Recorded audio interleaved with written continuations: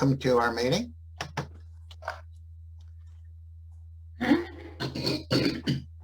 we have any guests today? I didn't see any. Yes, Judy Taylor. I'm hoping I'm pronouncing that correctly. Judy, why don't you tell everybody who you are and what your background is, if you wouldn't mind. I'm in Southern California, 35 miles northwest of Los Angeles. I was an adult ed tech teacher for 22 years, went back as far as, Windows. Oh, well, it started with XP and came on from there. I'm the president of the local computer club, webmaster, editor, one of those people that got stuck with everything. I'm involved with the International Technology Association, APCUG. Your group is a member of it. And we have a quarterly virtual technology conferences, and we have Wednesday workshops. And I know that JJ's really good, and so is Phil, about forwarding the many emails I send out about those events. And I hope that you have had the opportunity to attend either a VTC, next one is in May, or one of our Wednesday workshops. We started those a year ago, May, because I felt APCUG needed to do something to bring technology into everybody's lives who are still stuck at home. Many groups came on the bandwagon late of having a meeting via Zoom. Some never have. And I really feel sorry for those because, Zoom is the easiest thing to use. And that's about it, except APCUG's been using Zoom since 2014. Okay, thank you. And Judy, if I remember correctly, you've agreed to do a presentation for us in our June meeting. And the subject will be, JJ? Everything Google. That's right, everything Google. So Judy will be our presenter in June, and we'll look forward to that. Judy, glad to have you with us. I have a question for Q&A. Okay, good.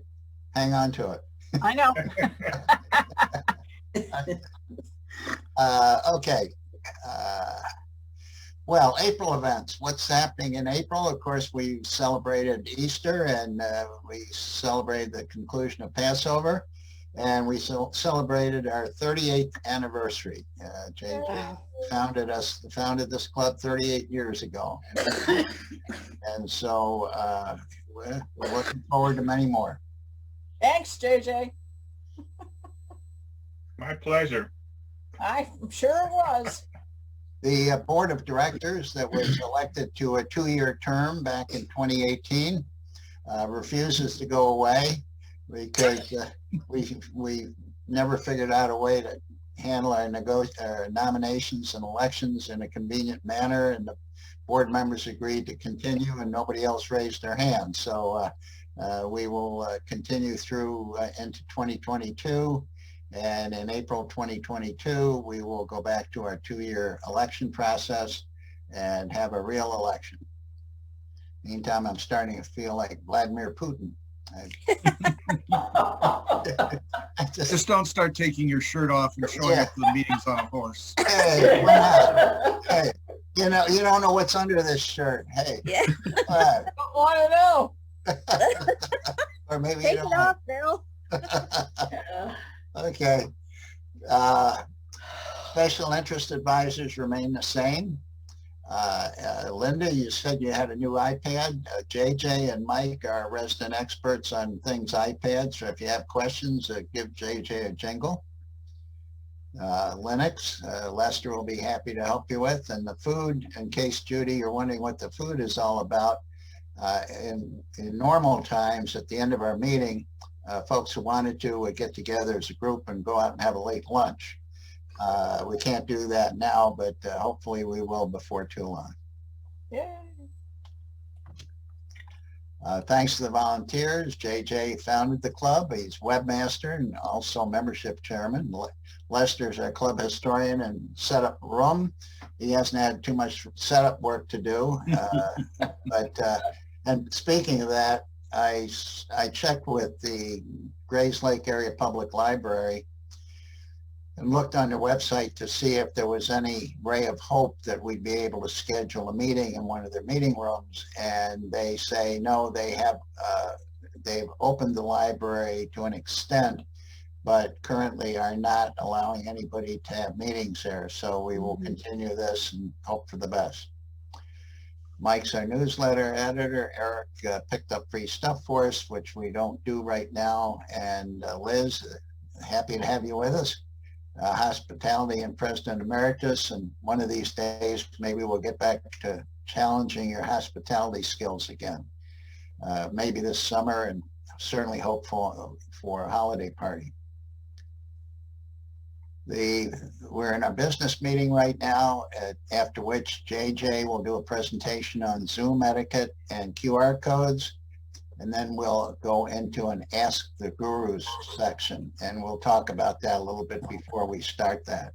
So if you didn't bring any questions or things you wanted to know more about, here's your chance to make some notes to yourself while JJ's doing, no, I shouldn't say that. You should listen to JJ's presentation, but you have a little time to jot down your questions. Future meetings. May 8th, if you remember, what was it, 2 months ago, we had a presentation about how to set up email files, file management of your emails. And when we talked about that, we said that there's really a broader question involved, not just emails, but all your files. We have paper files, we have scrapbooks, if you will, we have digital files, we have 35 millimeter slides and old carousels, we have all sorts of stuff. And the thought was, can we talk about file management in general, not just file management for our emails? So this will be the second half of that discussion, next meeting. On June 12th, as JJ and Judy mentioned, she will present remotely through Zoom all things Google, which should certainly be interesting. Google does everything from soup to nuts, and hopefully Judy will make that all very clear for us. The 10th of July would normally be our summer picnic. At the present time, State Bank of the Lakes is not allowing anyone to use their meeting room. So as we get a little closer, get a little better feel for the weather, we can have a conversation and decide whether we want to try an outdoor picnic somewhere rather than indoor. So that's an open-ended question. As we get closer, we can make a decision. On August, right now, it's to be determined. On the September 11th, JJ has arranged with Kenneth Tarbaugh, who's done a number of excellent online presentations on technical subjects, to do a presentation for us on Bitwarden Password Manager, which is, by the way, quite highly rated as the best, from what I've seen, the best free password manager. I'm not sure which version he's going to talk about, but that should be a very interesting presentation. Oh, excuse me. Okay, reports. Bobby, anything to report? No. Okay, thank you. Judy, how are we doing on money? He's muted.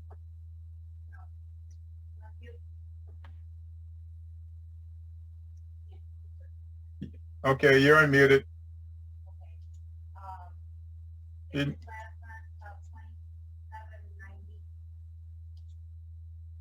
Oh, she got to unmute herself. She says same as last month, 2790. Okay, thank you. Publicity, Linda? Everybody's muted, so I got to turn the mics on. Okay. Linda, turn your mic on. Linda Kadelka? Okay, I'm here. Hi. Yep. Yes, I was online looking to see where my PR announcements are online, and I saw that on the WGN TV website, I saw our meeting announcement. Okay, good. And I saw in the Chicago Tribune, things to do in Lake County, it was there. Wow, good. Yes. Good for you. Yes, well, I didn't post those there. What happens is I do go to cityspark.com, and then it goes to CitySpark, goes to different newspapers. It doesn't go to all of them. I just check, these are the ones that, it goes to. So I'm going to continue to keep searching to see if there's any more sites that I can, post our meeting to. With the one you just described, Linda, do you have the option to include the Daily Herald on there? Oh, yes, it was in the Daily Herald. Yes, I did look. Yes, it's Okay. in there. I forgot. Good. Yes. Good. Mhm. Okay. Oh, Thank yes. you. Okay. Yes. Program. How about- Yes, I'm sorry. A question? This is Fred. Linda, how about CLC activities? Oh, I was on their website, but I don't know where I could post. I'm going to continue to look. I was looking, but I couldn't find anything. I'll look under activities. Maybe I'll do that and see if I can post. Okay. Thank you. I'll do it. Mhm. Programs we've already talked about the next 4 months or so, 5 months. But if anyone has a suggestion for a program, please get back to Linda Rolfing or myself or JJ. We're always looking for suggestions. JJ, as you well know, has been sending out all kinds of information from APCUG to us. They have a number of excellent programs going on, as Judy mentioned. They have Wednesdays have had excellent online presentations with well over 100 attendees. They're well done, a lot of good information. So we've got a lot of places to look for programs, and we'll continue to do that. But we want to make sure that what we're putting on is what you want to see and hear. So if you've got hot buttons, got concerns, please get back to us. No old business, no new business, since we're not having elections this time. Skipped over a couple of people. I'm sorry? You skipped over a couple of people in your last screen. No. Skip Okay. newsletter. And Oh, membership. I'm sorry. I got publicity. Yes, I forgot newsletter. Excuse me. Yes. Okay, JJ, put in a pitch for Mike. Well, Mike's here. Oh, Mike? Michael, unmute. Unmute Mike. Okay, I'm unmuted. Okay. End of articles. Yeah. Here, JJ. Okay. And for news and for membership here again, I'd like to thank Cynthia Simmons. She is now a member of the club. Yep. Okay, great. By the way, if you have any suggestions for reaching out to new members, maybe through groups that you're familiar with, neighborhood groups, associations, whatever, please get back to JJ or get back to me so that we can reach out to them and let people know about us. Appreciate that. Okay, old business, new business. Okay, read our newsletter. It's great. We celebrated our 38th birthday this month. There's lots of articles and links to APCUG presentations in the newsletter.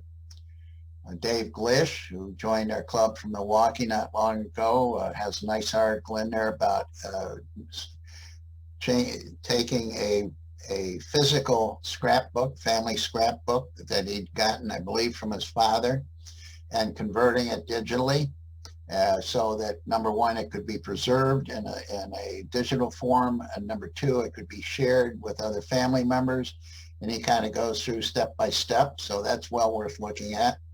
And our favorite writer in the paper, Jasmine DeCatz, has even more links to technology articles. So take some time to read the newsletter and contribute. If you buy a new piece of gear or get a new piece of software, please take time to write it up, a little description, what you like about it, what you don't, and send that to Mike. at editor@lcace.org.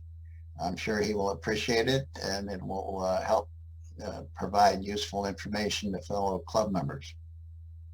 There's something else we're thinking about doing in a couple of months. Maybe it's another show and tell. Okay, yep. Okay, April birthdays. I overlooked Yvonne in March. I apologize. So Yvonne, happy birthday. And here, Jean, Howard Jacobs, Bob Kudelka, J.J. Johnson, and Bobby Jacobs, plus our old friend Leonardo da Vinci, who was also born in April and is now something like 400 years old, but sort of a precursor to all this technology stuff we were doing now. Okay, do I hear a motion for adjournment? I'll make it. Okay, second? Second. Okay, all in favor? Aye. Aye. Okay, thank you. The meeting is adjourned. And with that, I will turn this off. I'll stop sharing my screen. And JJ, the floor is yours. Okie dokie. Let's see what we do here. Get online, hopefully. And we're going to go up here to the beginning and share. Does everybody see that full screen? Yep. Yep. Okay. Yep. So we're going to do a Zoom presentation. I have a full-length Zoom presentation that I've done in the past, but today we're just going to talk about the front part of that, and that is Zoom etiquette. I know you don't think that we need to do things correctly within Zoom, but yes, we do. Okay. My name is J.J. Johnson. I'm retired Navy, been around for about 30-something years teaching in the Navy. I'm also the founder of the group here again, which we know is 38 years old. Zoom's been around the last several months, especially because of the pandemic, and we've been using it quite a bit for our club. I've been hosting also the Lake County Honor Flight breakfasts. My family reunion has been doing it monthly. I've hosted a few for the Waukegan Park District.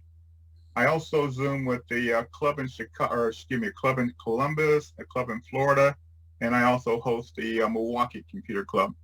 So hopefully today you're going to learn a little bit more about Zoom etiquette and things that I've observed over the last several months of people doing things that shouldn't be seen on Zoom. Okay? So here again, we're talking about Zoom etiquette. And like I said, this is some of my pet peeves of things I've seen people do, and people not aware that if you're in a Zoom meeting, you are being seen by several people. In our case today, I think we have about 23 people online. So there's 22 other people watching you if you have your camera turned on. So we're talking about the do's and don'ts of Zoom. All right. Meetings and classes held on Zoom and other video conferencing tools may feel really different to the in-person variety, but that doesn't mean there are no expectations. Video meetings are like inviting your class into your home, so it's important to make a good impression. Here are some Zoom etiquette guidelines.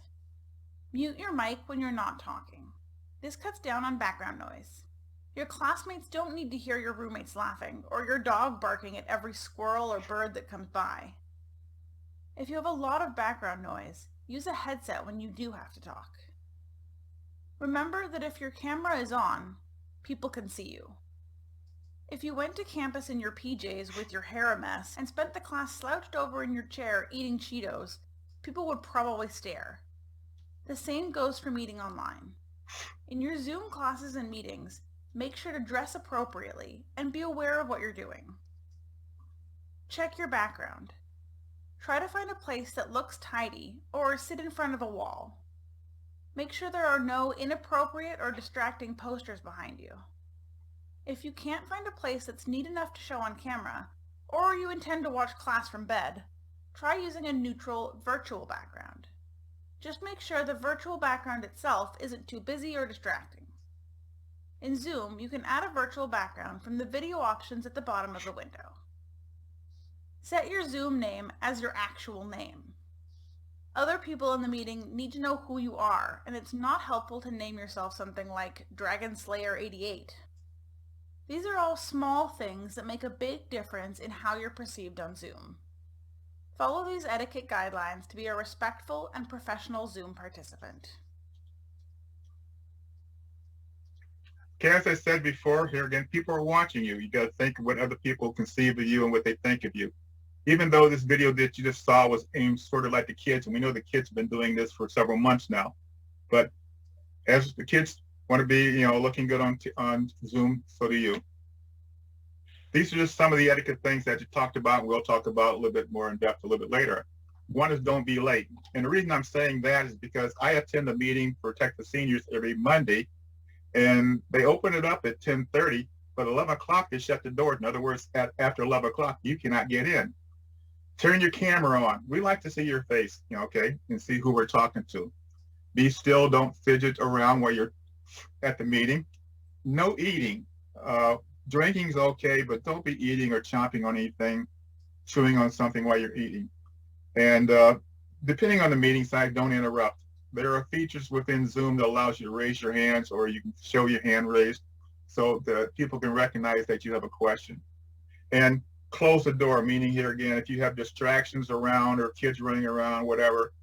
There was a video several months ago on TV where a high official was doing a Zoom presentation and this little kid ran in the door. So if you have children about or pets about, you might want to shut the door. As you see, the little note besides next to that covers all of this. And later on, I will be sending out a presentation to everybody to cover some of these etiquette points that I'm covering today. Okay.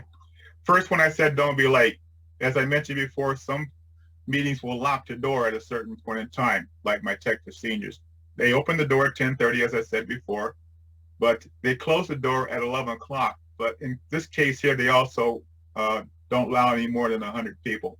But so make sure that you're on time for Zoom presentation.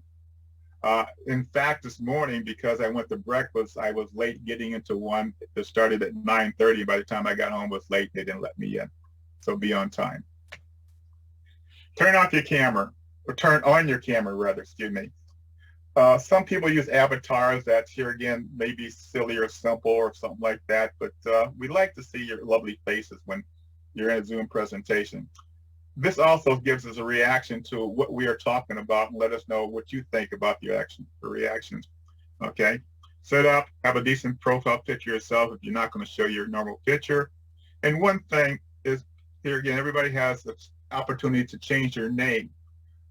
In Zoom presentation, we like to know actually who you are. I know Judy's with us today, and she sends out the information about the presentation after the presentation.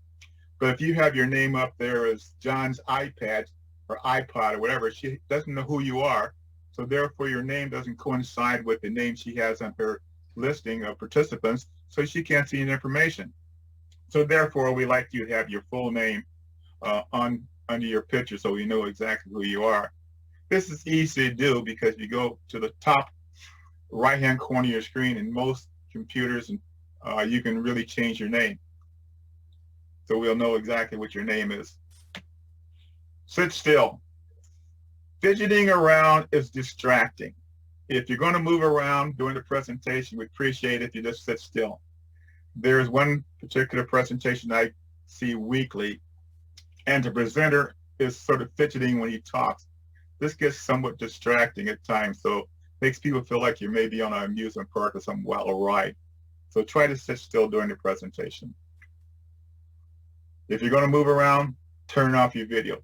This is something we're going to emphasize a little bit more, and something you need to learn where it's at and how to do it. As I said, sit still. What happens if you sit up?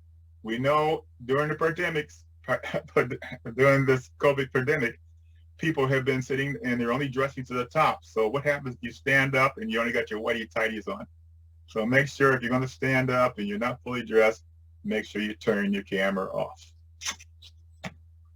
Okay? No eating. Mind your table manners. Okay?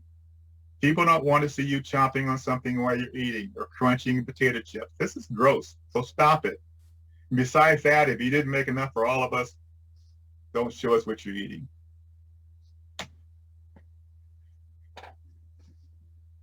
Get good at not interrupting, okay? Conversational wisdom, don't interrupt and ask for permission to talk.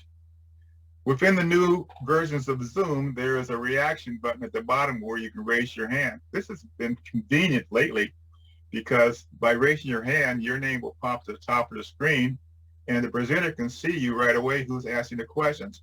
Unlike in some presentations where we may have well over 100 people and we can't see you if you raise your hand and wave your hand around because you may be on a different screen. Depending on what type of computer or device you're on, you can only see so many people. Like on a tablet or an iPhone, you can only see 6 to 9 people. Whereby on a computer, you can see anywhere from 25 to 49, and that will depend upon your processor. So get in the habit of raising your hand if you have any questions during your presentation, if that is allowed at all. And as I said, in the newer versions of Zoom, you have a little raise your hand button at the top down in reactions. If you're on a tablet, it's usually in a little drop down on the upper right-hand corner. But when you get a chance, find this and get used to using it. Don't multitask. What we mean by multitasking, here again, remember, people are watching you, so pay attention to your presentation. Talking or making noise is okay. It's not okay, really, okay? Unless you're being asked a question. And we know if you're multitasking, like if you're doing some shopping on Amazon or whatever during the presentation, we can see that you're not paying attention to presentation. If you're going to do so, here again, what do? Turn your camera off. Close the door. As I mentioned before, close the door. Turn off the phone, stop all notification alerts, where your phone is going to interrupt you during the presentation. Pets and children are cute, but they're not allowed during presentations. I had an incident several months ago, and as Phil mentioned earlier, Jasmine, the cat, writes articles, but she likes to Zoom every now and then. Judy has observed some of the articles I've written, and Jasmine came in doing one of my APCU presentations, and Judy got to meet Jasmine the cat. But here again, like I said, close your door. Don't allow your pets to come in. As you can see, pets are now showing up. Cats, dogs, on my desk, on my table, in the bed, spilling my coffee, or whatever. But keep your pets out of the Zoom presentation. Also be concerned with background noises, depending on where you have your setup at. I noticed a few weeks ago, one of the gentlemen had his Zoom set up in the basement, and we can hear the washing machine going in the background. So be aware of any background noise that you have during your Zoom meetings. Here again, some of the Zoom etiquettes, as I talked about previously. Mute. Be prepared. If you're going to take notes, be prepared, have a notepad with you. What I do during some of my presentations, especially when I do the Tech for Seniors every Monday morning, I have my presentation on my computer and I have my iPad set up in front of me where I can take notes. But you can also do this on a piece of paper. Here again, be quiet, find yourself a quiet place, be on time, sit still, raise your hand, turn the video off, be respectful, and no eating. These are the things here again, over and over, that you should be aware of during a Zoom presentation. Besides the other things I've talked about, we want to look our best doing Zoom presentation.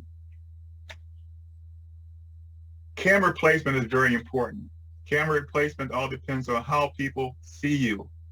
Is your camera positioned correctly? Do you have adequate lighting? And do you have background lighting? Camera angle is where your camera sees you and where the light is on you.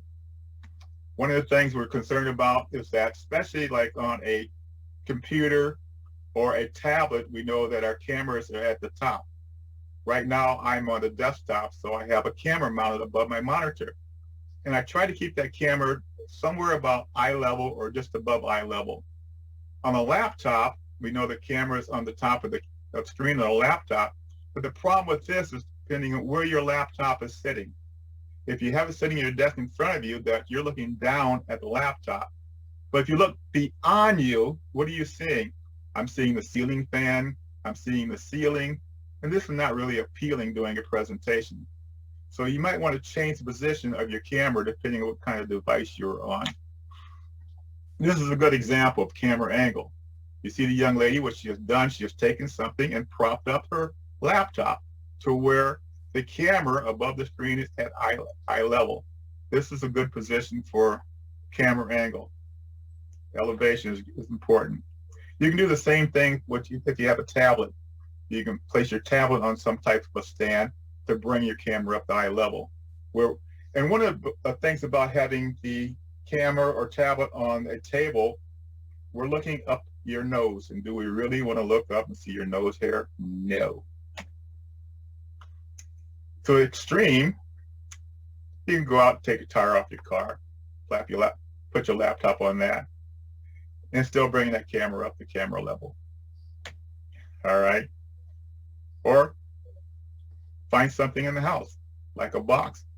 Here again, where's that camera at? It's at eye level. And this is what you want for a Zoom presentation.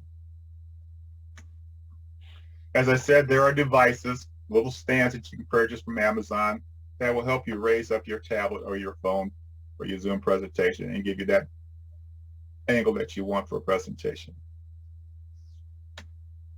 Lighting, as I say, lighting is also important. We see a lot of people that are just using the lighting from their camera. This lighting is very harsh. It's not really appropriate for lighting, for Zooming. What you really want to do is have some type of lighting sort of overhead and in front of you. This gives you better lighting for presentation. As a photographer, that's one of the things I'm always aware of when I'm taking pictures of people. So you want to make sure you do the same thing with Zooming. Monthly, I have a presentation with my camera club. And there's one gentleman in there that's always looking like Darth Vader. He doesn't have any lighting behind him, and all we see is a silhouette. This is not what people want to see or you want to look like on a Zoom presentation. Here are two examples. There's a young lady with maybe just a slight light to her, but she's in the shadow. In the second one, you can see that she has provided some type of lighting and lighting her whole face. This is what we want to see. Watch out for backlights. And when I say backlights, is that you have a light behind you coming in from a window. And this window here is backlighting you. And the light in the front of you is basically just from the screens, but here again, he's in the shadows. And another thing, if you notice in this picture, what else do we perceive of you in this picture? Do you want everybody to see your messy room?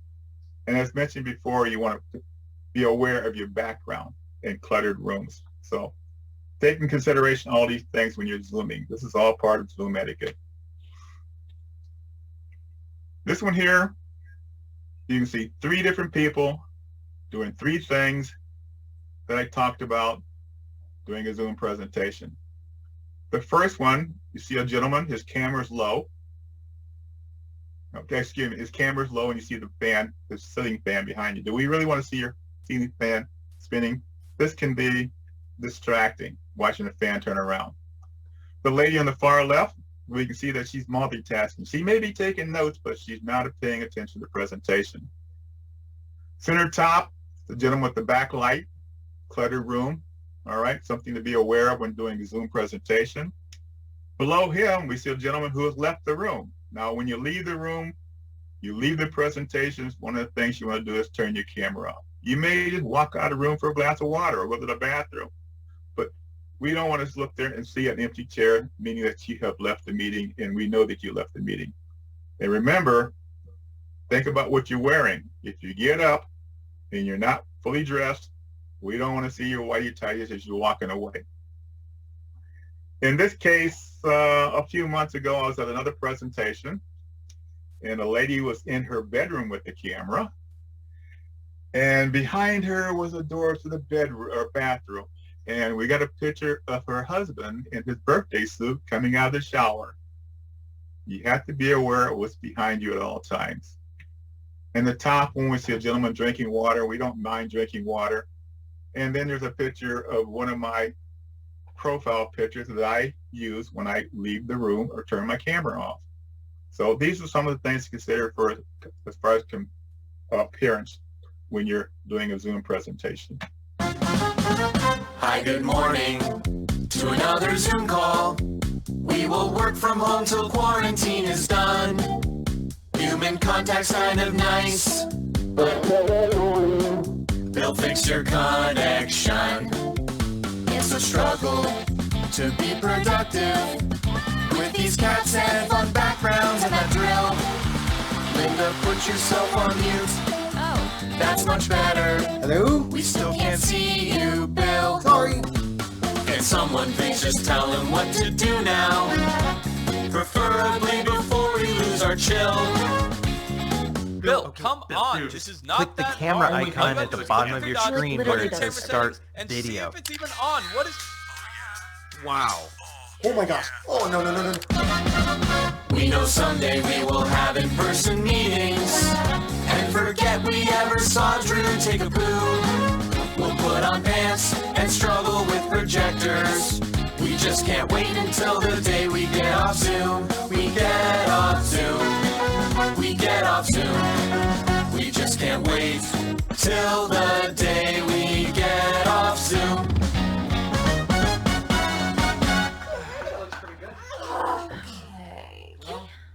Oh, crap.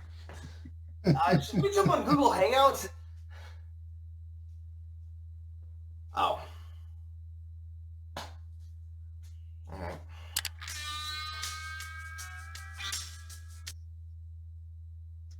That pretty much covers everything we pretty much talked about, except for the bottom picture, seeing the one was blurred out and Zoom bombing.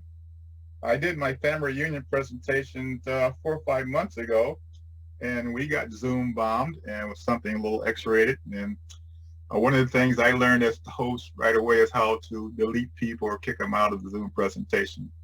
But this is another thing here again that you have to worry about when you're doing a Zoom presentation. Appearances. One of the things you need to worry about is camera framing. Are you too low, too high, not centered, or too close? This is all has to do with appearance when you're on Zoom presentation. This is recently, all right? Tech for Seniors, I guess, a couple of days ago. And just a few things, just going to wrap this up right quick, that I observed during my presentation or my Zoom meeting.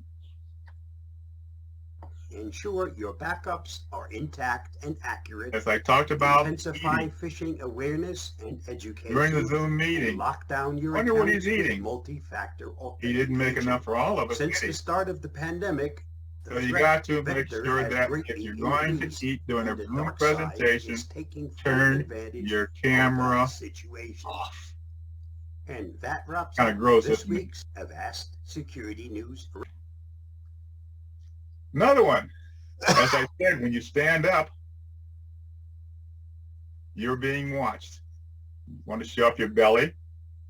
All right, no. And hopefully, this guy had clothes on, but he's showing off his beer gut.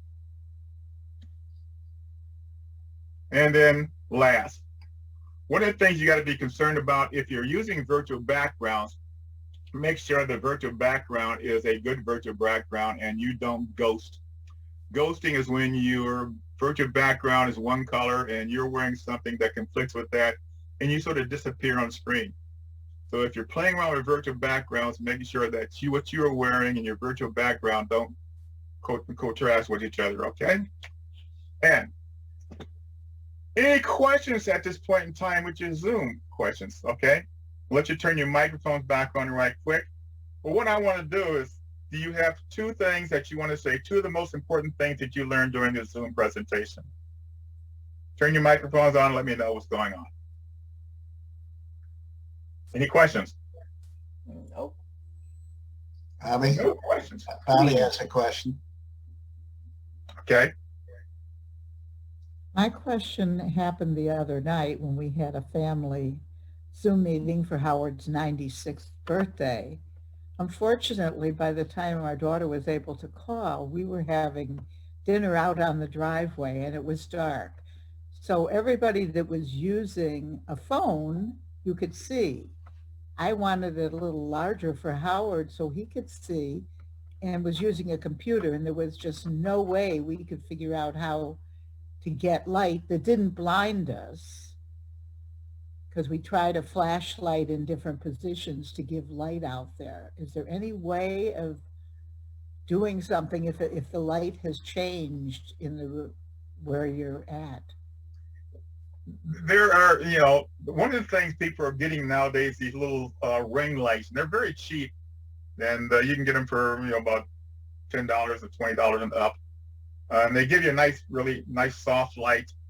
And you, same thing with a flashlight or a floodlight you may have, throw some type of like sheet over it to soften the light put on you. But these here again, you a nice lighting for a Zoom presentation where it's not too harsh.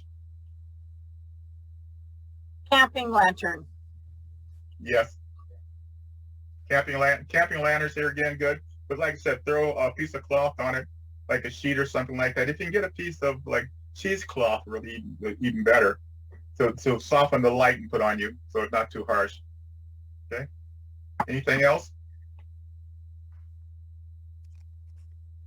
Okay. The two things important things I was asking about, the two most important things that you should consider when Zooming is, first of all, not eating during a Zoom presentation. And if you get up and walk away from your camera, turn your camera off. And thirdly, maybe appearance when you're doing a Zoom presentation. All right. Any other questions? Yvonne, do you have a question?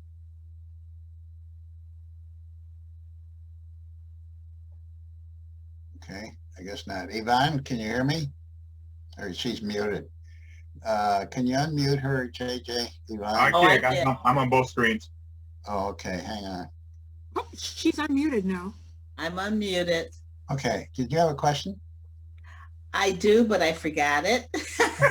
Okay. Well, while you're reconsidering that. And I didn't write it down. Okay. Okay, well, let me finish the rest of this presentation on the QR codes, and then we'll go into the Q&A. JJ,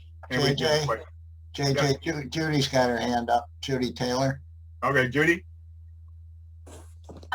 I just have three statements. Yes. If you want to take, if you forgot your notebook and your pencil, I always have a shorthand tablet to the left of my keyboard with a pen on it, just in case. And you can use your Windows key print screen, and you'll see it flash, and it will, whatever's on your screen will end up in your pictures folder, in the screenshots folder. Okay, I did that this morning of something that I couldn't use the snipping tool with for a presentation I'm putting together. Yeah, JJ, I love your picture of Jim Glass. That's a good picture of Jim Glass, because normally all you see is a halo of light around his head, and yes. he's a retired public defender for LA. Yes, I noticed that. I know that for several months now with him, and you know. And he doesn't care that you see his crummy office, and I mean, he just lets it all hang out. It's so cool. And there's a new feature. Go ahead. I had my camera and my microphone off because I was having a late breakfast. Got up and I started working on the presentation and went, uh-oh, gotta go. And so that's why I was muted and you couldn't see me. I do the same thing with the Columbus group. They meet on Tuesday at 5:30, which is my dinner time. And a lot of times I'll come up and join the meeting, but I'm eating dinner before I turn my camera on. Yep. Common courtesy. Yes. Yes. All right. Judy, continuing on. No more questions? Yeah, Judy, could you repeat that screenshot trick one more time? Windows key and then tap the print screen key. Okay, yes, got like I say, it just blinks. And remember, if you use a picture, if you do that, you are going to see everybody's name on their thumbnail. Oh. And a lot of groups, when they start the meeting, they say this is going to be recorded, and that gives people the opportunity to opt out if they're private people. But if you're if on a video, you don't see the people's names, but a screen print of it, you see their names. And I always put a white shape, clear thing over it so their names don't show. Yep. Thank you. Yeah, I use Snagit. That's how I snag mine. Where does that end up? You said it ended up in a special place? Yeah. Your pictures folder in a subfolder called screenshots. And the ones that you just take are all the way down at the bottom. Yeah. Got it. Thank you. Any more questions? Okay, continuing on. What the heck is that? It's a QR code. How many people have seen QR codes before? Probably many of you on different products. But we're going to talk about QR codes for emergencies, and something that came up today is we're going to talk about QR codes for the COVID vaccine. QR codes. QR codes are short for short, quick response, okay? And they carry information both vertically and horizontally, and can store more information than the old barcodes that we're used to seeing. And here again, we're going to talk about using for medical ID cards. And again, my name is JJ Johnson, and I think I'm USDN retired. That's what I'm going to say today. Anyhow, QR codes. QR codes are mostly used in the United States, but you see other countries are using QR codes pretty much evenly as far as UK, Germany, and France. But they're pretty much used in the US. QR codes were somewhere developed about 1994 in Japan as barcodes, and they were used in the automotive industry basically for keeping track of parts. They provide detailed information, but today we're going to use it for medical history and to be used by first responders, such as paramedics and maybe hospitals. All right. First responders teams respond to 911s and they find you unresponsible. So they need to find out information about you, what your medical history is, what your blood type is, underlying conditions, medical emergencies, and emergency contacts. And all this information can be put into a QR code and you can have it on you. I mean, some people may carry IDs or bracelets or something like that to tell them they have diabetes or whatever. But QR codes will provide more information. You can also carry a card if you want to up on you, and jewelry. But a good place to keep these QR codes is on your phone, in your wallet, or what we'll talk about a little later on is you can have it on jewelry. QR codes. The idea behind QR codes is here again for a personalized system to reduce risk and medical errors and to avoid medical treatment. Okay, it has your personal information, as I said, reduce errors in case you're in the hospital or whatever, and it avoids medical conflicts for something you may be taken prior to your emergency. Also gives you information about any allergies you may have. Today we're going to talk about how to create a QR code, and they're very simple to create them. There are programs out there that allows you to do it. Okay.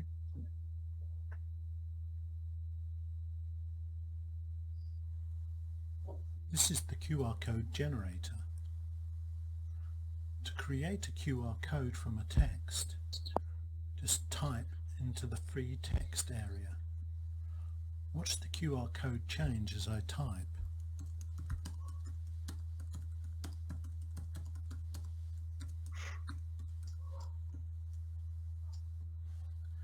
Now click on Save. Give the QR code a name and click Save again.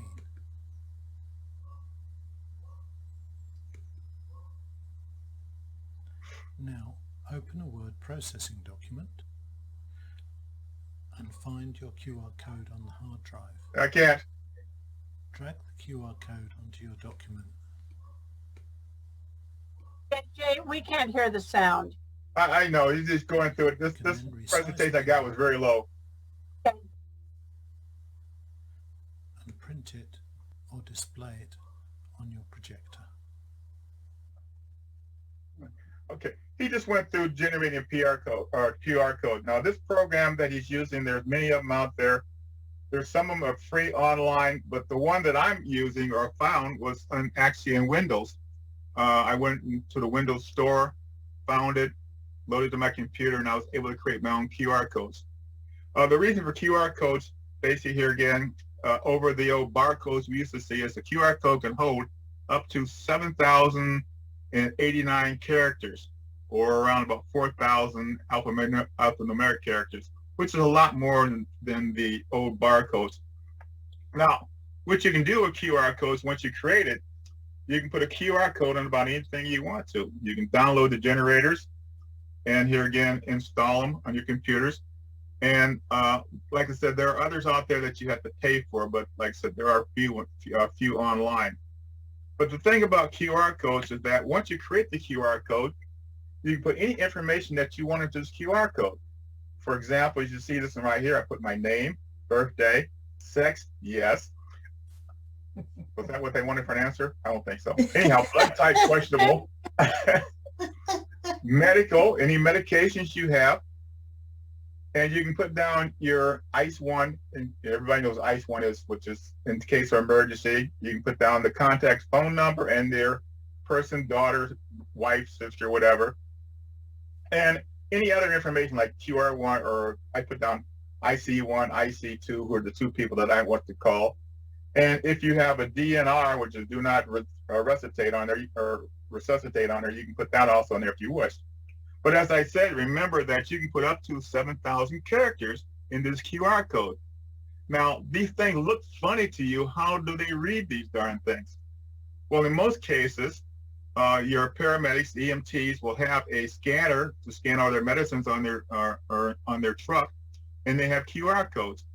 And at the hospital, everything in the hospital is usually done by a scanner. But how do we read a QR code? Well, whether or not you believe it, your phone can scan a QR code. For example, if you have an iPhone or a tablet, iPad,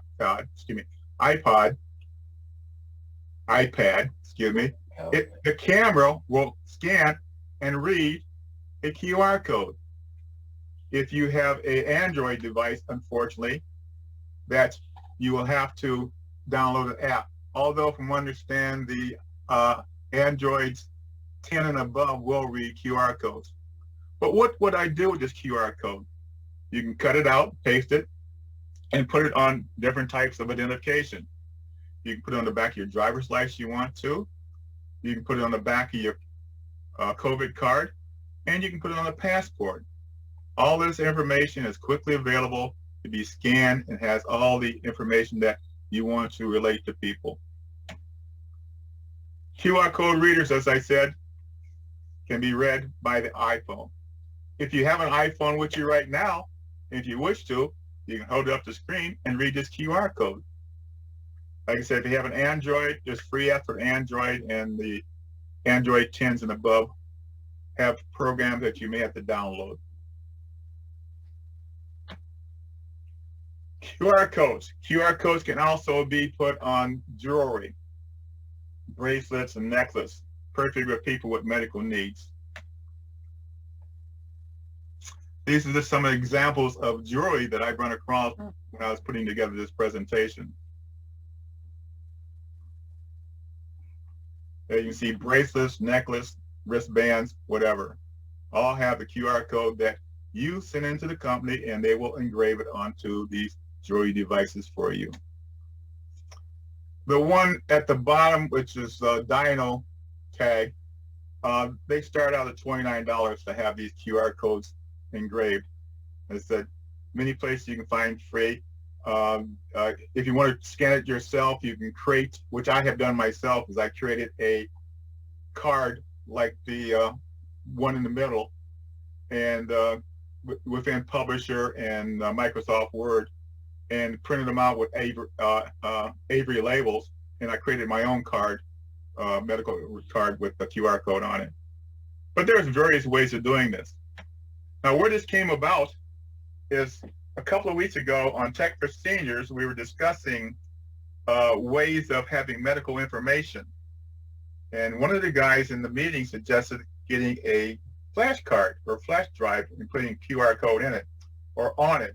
and put your medical information in, well, put your medical information on the card, on the flash card. The problem with that is that paramedics usually may not have a computer on board the truck, the wagon, to read your flash drive, and hospitals will not insert a unknown flash drive into their computers because they're scared of viruses. So this is not a choice, not recommended to put medical information on a flash drive, all right, because of the potential of viruses. So to the extremes, if you want, I did 7,319 days in the Navy and I have no tattoos. So if you want to put a QR code tattoo in your body, it's up to you. I wouldn't advise you putting a tattoo of your boyfriend, your girlfriend over there, because that might change. And I definitely don't want one on my forehead. But it's up to you if you wish to get a tattoo of a QR code. Easy to wear, but here again, paramedics are not going to be looking at your arm, your back of your back of your neck for a QR code. If you have on your forehead, easy to read. But they just got to figure out, why do you do that? Along with QR codes, we talked about this in several meetings before. ICE, in case of emergency. These are applets that you can put on your phone.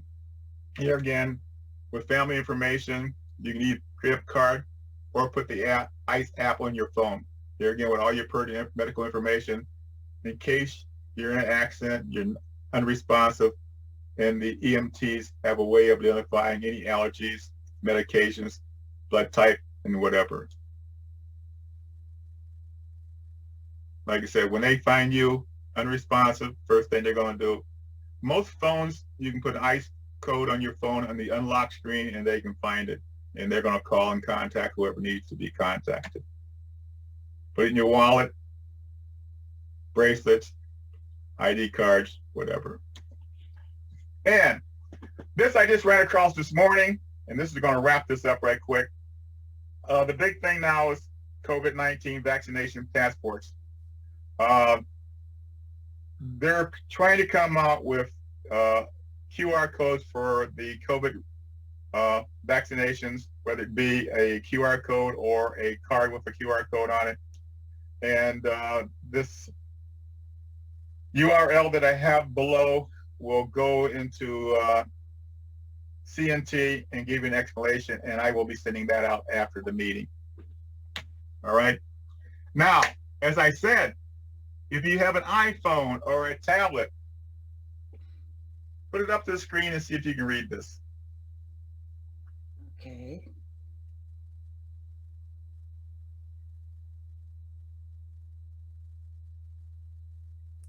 Oh. What did it say? Open.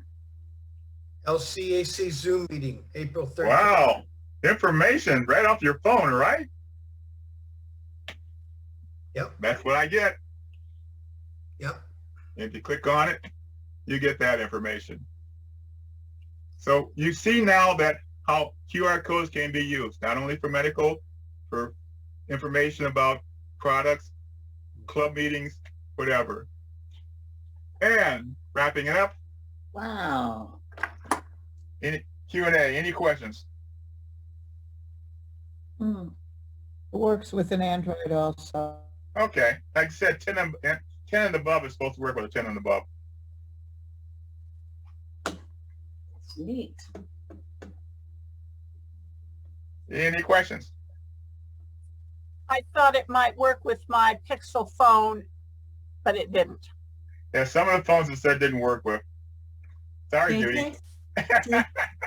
JJ, I have Yes. a question. Yes. Okay, when I go to my Play Store on my phone, it gives me multiple apps. Yes. One says QR code and barcode scanner. Do I do a scanner or reader? What? The scanners will just read it, okay? You want, basically, if you want to create your own, you want a generator. If there's an app that generates. But yeah, the reader is just, will just read the QR code for you. Okay. I was able, like I said, I was able to find a generator at the Windows App Store, or Windows App Store, where I found my generator at. So then you would do a QR code generator? Yes. Okay, okay. Yeah, because when I pull up, it just shows me all different kinds of things and it's very confusing. All right. Any more questions? Thank you. Jay, Yes. I'm not gonna do it, but how would you tattoo that? How do you tattoo what? A QR code on your arm. You print it out and take it to your tattoo artist, and hopefully he's good. Oh, real good. You think that would work? I don't know. I don't know. I'm not going to try it and let you know, because like I said, I did 20 years. I never got drunk enough. I did 7,319 days in the Navy. I remember 319 of the other 7,000 my friends said had fun, but never got drunk enough to get a tattoo. Well, me either. Yeah. AJ, I have a question. What about security as far as having your name, birth date, and such on the QR code? If you have it on the front of your phone and your phone gets lost, they know who it belongs to. Well, they know who it belongs to, and depending how much information you want to, I don't have my address on there, per se. Only thing I have is who to contact and medical information. And like I said, hopefully it's only being used by the EMTs in hospitals. True. A lot of people will look at a QR code and say, what the heck is this? They have no idea what it is. I mean, you look at it on a product you buy, and very seldom will you ever scan one and see if there is a coupon that you can get by scanning this QR code, and there are. But like I said, we look at it, and all we know is basically most stores and places use QR codes for inventory or product information. But very few people even think about QR code for medical ID. At this point in time, let's put it that way. Anybody else? No. I hear you. Okay. One ringy dingy. Not mine. Okay, we're on to this. That's all, folks.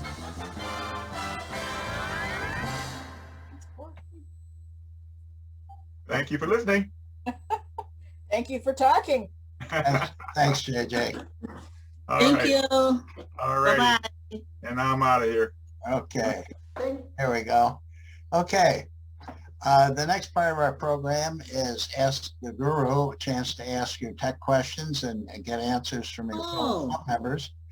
We thought to make it easy, if you would please use the chat function at the bottom of your screen.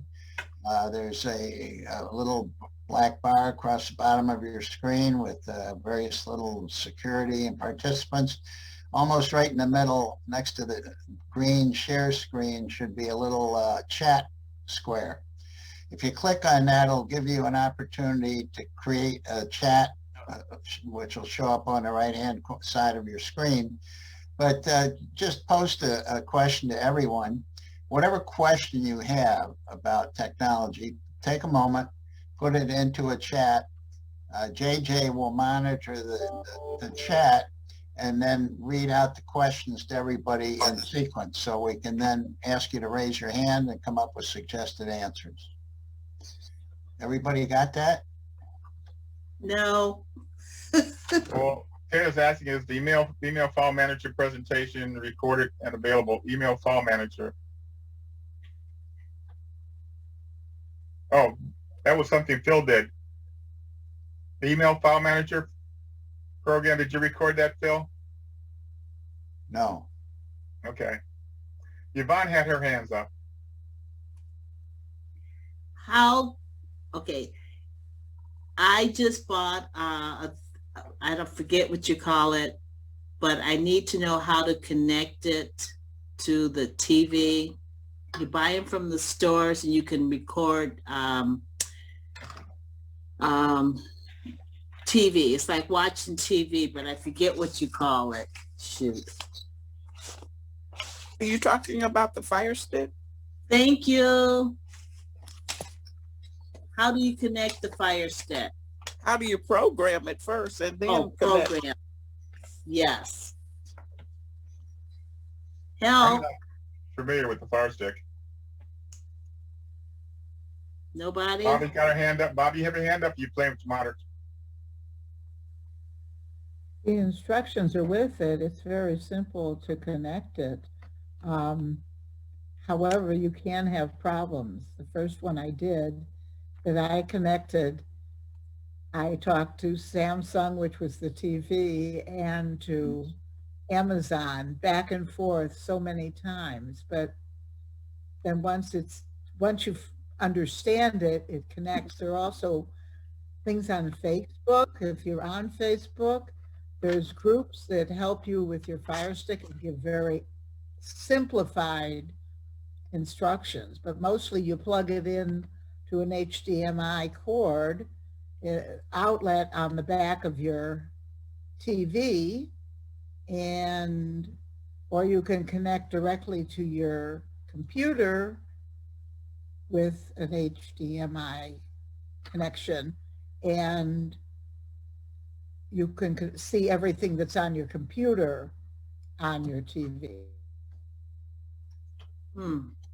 Right. I'm not sure if that was what you were asking, but the more you do it, the simpler it is. So if you're like me and you need written instructions, there are also going to be YouTubes that can tell you. You just say, okay, how do I connect it? I have a blah, blah, blah, and whether it's a Roku or it's a Comcast, whatever the other one is called, or a Fire Stick, any of them, you can find a YouTube about everything, including that. Okay, thank you so much. Right. I have 2 Fire Sticks, and if you plug it into an open HDMI on your TV and it doesn't show up automatically, there should be a button on your TV remote that'll let you switch inputs, because if you're on the regular TV input and it doesn't automatically switch to the Amazon Fire Stick, then you need to manually push the input button and choose the Fire Stick. Then you can go ahead and authorize it and set it up. Doesn't have to be programmed in any way. You need to add your name and if you have an Amazon account, your Amazon information. Oh, Amazon. And I would ask Google for step-by-step instructions. Yeah. Okay, thanks. Judy has a question. It says, should you use Facebook credentials to log into another website in reverse? Should you use your Gmail password, etc., to log into Facebook? Facebook and Gmail are basically combined. I think Google bought Facebook recently or a couple of years ago. But I don't know about logging into other accounts. When you log into Facebook, it says, would you like to use your Gmail account or this account or that account? And people say that's what they do. Bill James is one of them. Yeah. And I won't. And Google does not own Facebook. Zuckerberg still owns it. Okay, whatever. I know they combine. But they talk to each other. They share information. So for me, that was a bad example. I only log in with the credentials that belong to the account. I don't use my Gmail login to log into any other thing.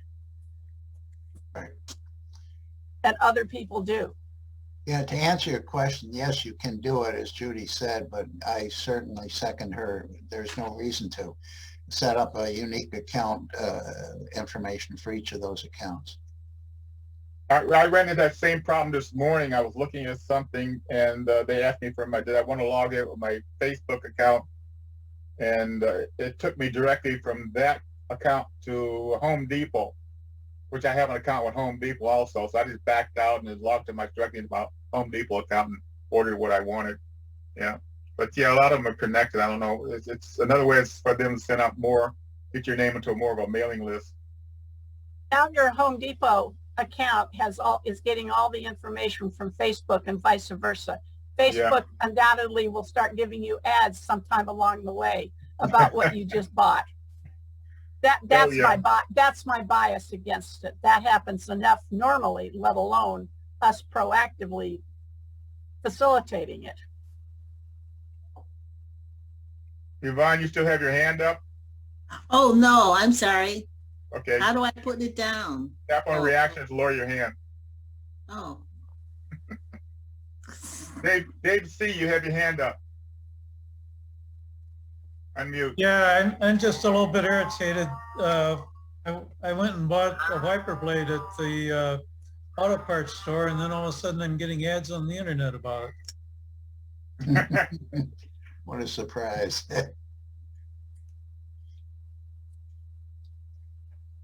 How do you block those? Oh, that's my presentation I'm giving to the Wisconsin group. Whenever an ad comes up in Facebook, always click on hide. And I always say it's irrelevant. And I go through the next step where I go all the way down to the bottom and say, I don't want to see this ad again. And I don't. If you get them in your email and you might consider marking it as spam. I don't have a Facebook account. So how do I get rid of all those ads? Where are you getting your ads? There. When I open up my email, they appear on the side. Oh. Mark them as spam, and you won't get them again. No, she's talking about the email provider posting ads and along the side of the emails. Okay, I just have my Gmail account on. Yeah. Yvonne, there's a couple, it's a long story, but there's a couple of ways you can get extensions that you can put on your account, like disconnect and oh gosh, what's the other one? Ad blockers. Yeah, there's ad block. There's a whole bunch of them. I've got a VPN I use, Windscribe, that blocks ads. I'll get back to you individually on that. How's that? Okay, but I'm Dorothy now. Oh. Well, sorry. That's okay.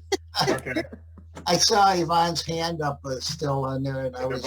Yvonne still yes, got her I figured out how to waving take it at down. us. I'm like, how do I put it down? Go to reactions. Well, at the top of my screen, Yvonne, there's 3 dots. So I touch the dots. Yeah. And then that shows me the different things.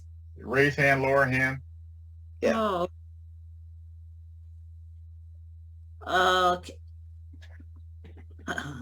All right. Anyhow. Okay. Phil's got his hand up, but I think it's Phil is showing up. Phil, you have a question? Not a question. I just want to make a comment about, when you're on the internet or you're searching for things and all of a sudden you get Facebook ads. What was really scary to us is we were just talking about something. We were at our son's house for Easter, and he had a new outdoor fire pit, and we were talking about it. And next thing I know, I go into my Facebook account and ads for outdoor fire pits popped up. So I think Google are listening. Yeah, you have to be very careful on what you say. I think these things are more receptive than you think. Okay. Yes. Tom had a question about, let's scroll back up. He's got a 10-year-old Acer notebook. You want to uninstall Yeah, Flash. it might be. It's very long to read. It might be easier if I just verbalize it. Tell us about it, Tom. So I have this 10-year-old Acer notebook that I'm using for a very specific legacy app. It's running Windows 7 Home Starter updated with Service Pack 1. I uninstalled Flash because at the end of 2020, Adobe no longer supported Flash and sent out all kinds of messages to uninstall it. Now the Acer notebook is prompting me to install the latest edition of Flash, which is not available anyplace. Anybody have any ideas how to stop the prompts? I got one recently that said Windows to uninstall it through Windows. Uninstall. Well, the prompts I have no idea. But I know we're supposed to uninstall Flash because it's no longer being used. Yeah, I uninstalled Flash. Now. And of course, the notebook is well out of warranty, so I go to the Acer website, and they want to send me off to some paid service provider. I guess it's not that annoying. I could just keep hitting exit or something like that. Yeah, I have no idea how to stop prompts. Like I said, with email here again, you said spam, but prompts, I'm not quite sure. Yeah. What prompt you're talking about? Flash. The prompt to install the latest version of Flash. And you uninstalled the Windows uninstall? I think so, because or if the Flash itself, Adobe gave you an uninstaller when they stopped supporting Flash at the end of 2020. This happened to one of my daughters with her BlackBerry years ago, and it kept coming up and saying, and I uninstalled it via the Windows version at the time, uninstall, and I ended up using CCleaner, and the other uninstall programs do a better job of uninstalling things than Windows does because they update their engines. So try, if you have CCleaner, try uninstalling and see if it's still listed there. I have CCleaner, I have iObit. I'll try a couple of those and see if Flash still shows up on the list. Just for grins. It worked for me finally, but I thought it was fun because I felt it was payback for all the help I had to give her. Yes. Okay, thank you. Anybody else? Yeah, to say, Tom, I was just thinking about your issue. Maybe it's because you have something through your notifications. That's why it keeps popping up. Sometimes you just go on and turn off the notifications for that specific item. That may help. I've never thought about notifications on a laptop itself. I know I turn them all off on my phone. Yeah, but this is on the laptop. Yeah. If you have Windows 10, it's in the bottom right-hand corner. Now, this is Windows 7 Home Starter Service Pack 1. Well, it could be somewhere, but it's notification. I had that problem. I turned it off with I turned the notifications off, and I didn't have the problem. Okay, I'll look for that. Thank you. Dare I ask why you're still using this? It's a very legacy app. It is my favorite calendaring app, which was support for it was discontinued in like 2000, 2001. I can't get it to run under any operating system later than 7 Home Starter. I keep thinking I should try setting up a virtual machine and then install like an XP in a virtual window, but I've just never gotten around to trying that. Okay. It could also be that program is looking for Flash and keeps reminding you that it wants to reinstall Flash. Yeah. Ah, okay. Yeah. Didn't think about that. Yep. Yeah. I'm sorry to interrupt, but can anyone hear me? Yes. Yep. You can? Yes. Mm-hmm. Okay, good. I was changing some switches, so I finally got it fixed. Thank you. Okay. Anybody else? Okay. Bobby? I was just going to say I've had an interesting time having a phone die, and I think it might make something interesting. The steps I had to go through. I'm sure we've all had phones. I've had one since 1995. I have never been delivered a phone during COVID, which I'm assuming was some of the problem. But the trouble I went through and what you actually have to do if you're given a phone the way I was, it was easier to set up my Active 2 watch, which I got at the same time, because their instructions worked. The ones that came with the phone did not. I didn't know whether I should write it up for the newsletter or not. So this isn't an Ask the Guru. This is, I've already gone through this. And if you haven't had it happen lately, believe me, it's very different.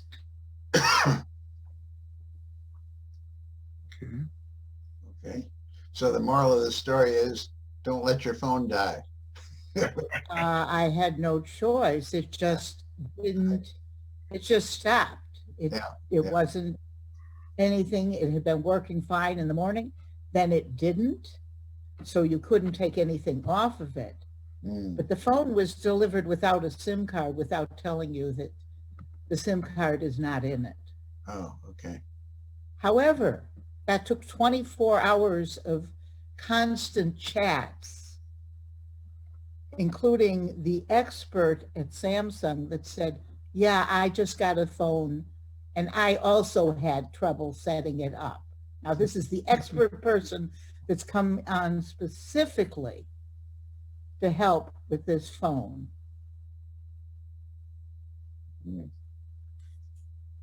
Judy? I had a similar problem with a Samsung phone. I wanted to reactivate it, and they said that I had to locate my pen, which I don't know. I did find it. I was surprised. And that I had to switch out the SIM. And I spent hours looking for that.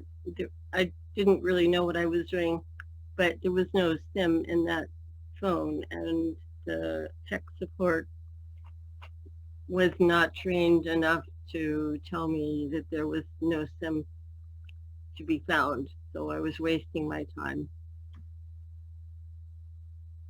That model of phone did not include a SIM or a port for it.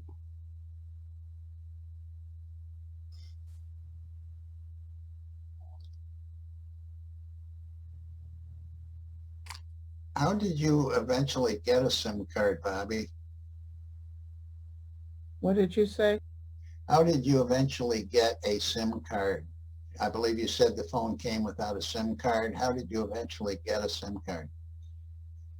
Actually, the SIM card came with it. Oh, it did. I'm sorry. Every other phone I have ever gotten since 1995, AT&T had put in the SIM card. Yes. So when they handed it to me, it didn't occur to me that that SIM card had to go in it. And one from the old phone, of course, which is the first thing they tell you to do, you try, but it was defective, which was why the phone didn't turn on, was because it was showing up, and I had gone through a whole lot of work trying to get it rejuvenated. Yeah. But I have written down all the steps that I had to go through with the two. And the most important of which was, of course, finding out where on the site they actually had the manual.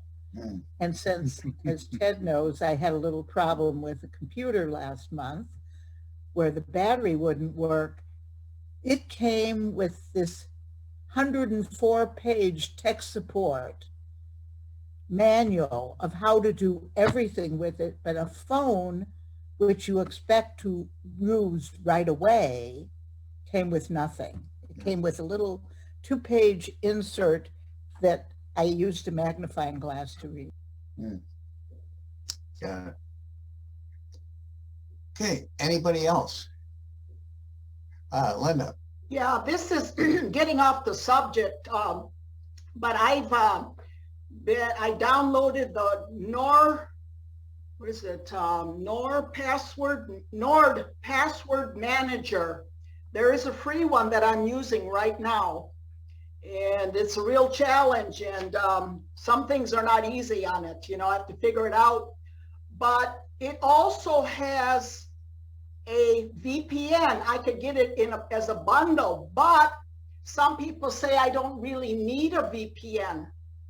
I don't know. I really don't know, but I know a VPN works, but if your computer has a lot of viruses or malware on it, that's not going to help you. I think the VPN is great if you're using your phone outside your home or if you're traveling, But for me, I just don't know if I'm going to pay money for it or not. I'm not sure yet. So that's what I've been doing lately is, Okay.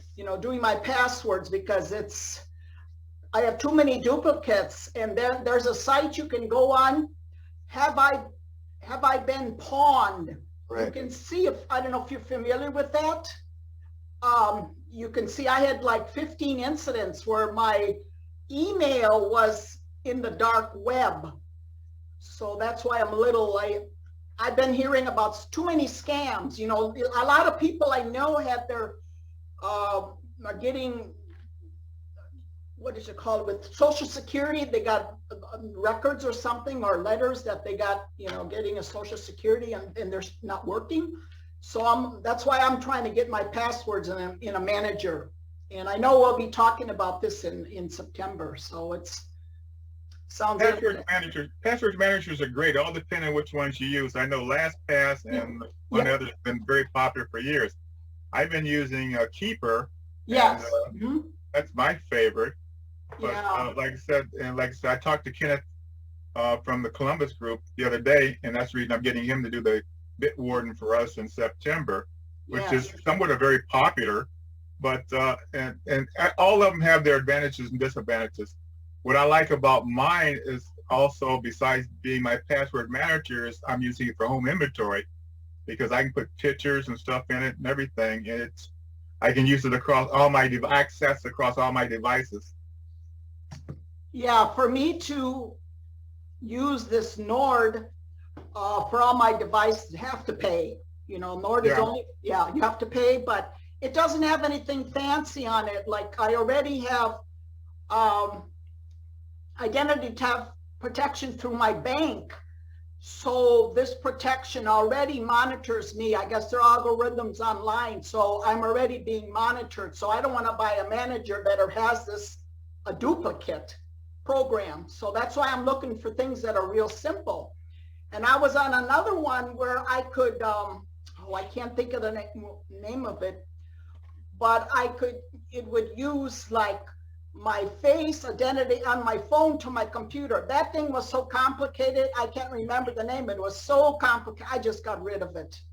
Some of them are just, this one is easy. I'm looking for easy stuff, nothing complicated. Yeah. Linda? Yes. The subject of our meeting in September is Bitwarden as a password manager. Yeah, right, I've looked into that too. Yes. That's a free version. Right. We have a very good free version that's well thought of. I'll send you a review on that I just ran across. And you don't need to worry about, you can always deal with a VPN somewhere else and everything else. This is just a password manager. But that's really what you're looking for, right? The Nord, that was suggested by Brian, the techie that worked on my computer. I asked him which one was the best VPN, and he suggested IPVanish, and I can't remember, Nord or whatever. I can't remember the name, but I'm just going by somebody suggesting. Well, but like you said, that's a VPN. You don't need to buy a VPN to get a password manager. If you want a password manager. Well, I can go it alone, but I can have a bundle too if I wanted to, I guess for a better price for a while. But I said, I don't want to spend $100 for 2 months, for 2 years. No, I got to watch that. I just buy, okay. I know a lot of stuff costs money. You want to speak out.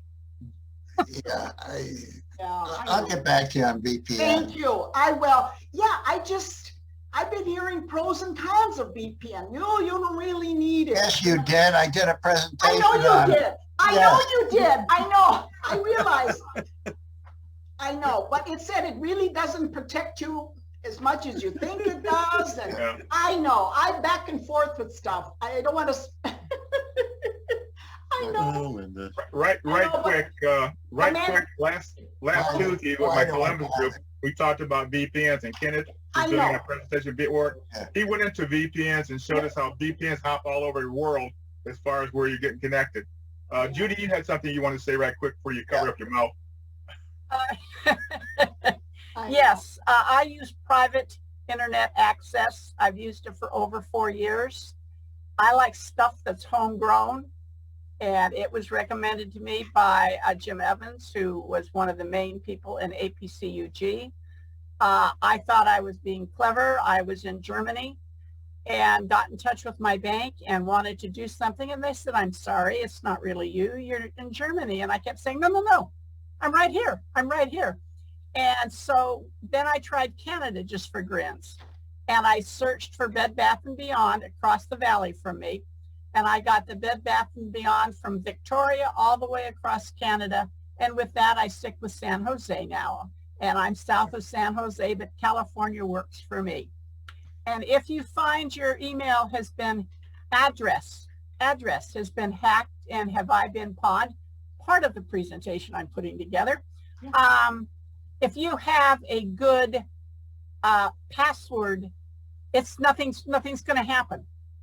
They won't be able to crack into your email just because it was breached. And one of my members is having a heck of a time with Norton's password program. It's not letting him into his bank and a couple of other financial institutions without him going through hoops. And he's a Norton kid from 1,000 years ago, and he's going to give it up because it's becoming too much work for him. People have LastPass. It's one of the most favorite programs. People who only have like free stuff jump ship because they took some of their free stuff and put it in their paid, but good Lord, the paid is only $36 a year for a single person, $48 a year for a family. Bitwarden is free. It is open source. Many of the people that use LastPass exported all of their information over to Bitwarden, and it went seamlessly. It all depends on if you are someone who, sounds like you like to spend money, but Bitwarden, it gets number one. But what you need to do is go out and just, ask Google, what are the best password managers, and see all that's rated. 1Password is the only password manager that has not been hacked. If that's important to you, then you're going to want to use the number 1Password. But if you do search, you will find the same 4 or 5 are always usually the top ones. And then you can make a decision, or you ask your club members what they're all using. We're all about users helping users. I'll take my teacher hat off now. Thank you. We both wear that, Judy. It's the same thing with VPNs. You can go on the internet and check out the best VPNs. I think I did a article on VPNs a couple of months back on which ones were the most popular. I know. Well, PIA is always at the top. Yeah. Matter of fact, when I was with the Columbus group last week, we were talking about VPNs, and the VPN Unlimited was one that Kenneth is using, which is the same I'm using, and I can use it on all my devices. The one thing that people are enamored with VPNs about are the ones that have the option, if the government comes to call and wants to find out where you've been, they don't keep any record of it in any way, shape, or form. Even some of the offshore VPNs have that attribute. So if that's important to you, when you're looking at what the VPN can do for you, you don't want the government to know what you're doing. If you get sued by the Department of Justice or something like that, then you're going to want to go with a VPN that has, Linda who? Yeah. No, I did get into my bank with Nord. I was surprised. It took me a little while, but I can connect. But I have another bank. I'm going to see if that's going to work. Yeah. Fun. But we're paying too much money. Yeah. Okay. Anything else? Bobby. I'm unmuting. I'm unmuting because I have a dog that barks, so I use the space bar, and it works in this group, so that's works. How many people use fingerprint on their phone? It will not, my new phone will not read my fingerprint. Not that I don't like the idea of using it anyway, but it doesn't like my fingers. Yeah. No matter how I hold it. I do. Well, all depends on which phone you have. Mine is using Face ID now. Yeah, I'd rather put in a password. I'm not comfortable with them using with all the things they can do with, say, Face ID or anything else. But it wouldn't let me get past the step on where it wanted my fingerprint in one of the sections. It was quite annoying. I have an iPhone basically, and it all depends on where I'm being viewed from. If I'm backlit, like the lights behind me, it won't recognize my face. So then it has me. I have a code that I can put in, which happens most of the time because of where I'm sitting at. But if I'm in good lighting, like I was talking about in the Zoom presentation, it uses the Face ID. I like the Face ID on my iPhone. Yeah. Bobby, I have a Moto G with a fingerprint on the back, but to open my phone when it's off, I can't do it with my finger. I have to enter a password. So if your phone's off and somebody picks up your phone or somehow mimics your fingerprint, they can't get in without a password. Once it's open with a password, then I only use my finger when it goes to sleep to wake it back up. Okay, so you don't have to go through the password again. And so that's how I use it on mine. It all depends what kind of phone you got. Yeah. It's an Android phone.